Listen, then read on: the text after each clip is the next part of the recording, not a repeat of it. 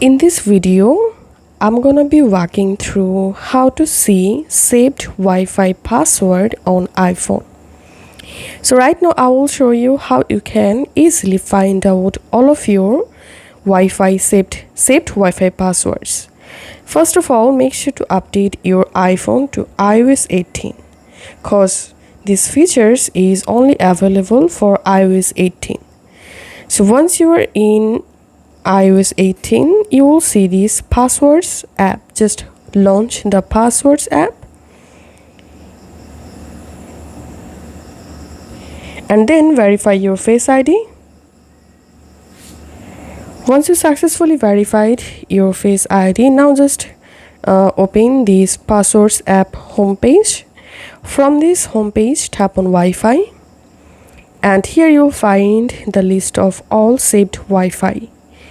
Now just open the Wi-Fi and tap on password, and the password will be visible. So that's how we can see saved Wi-Fi passwords in iPhone.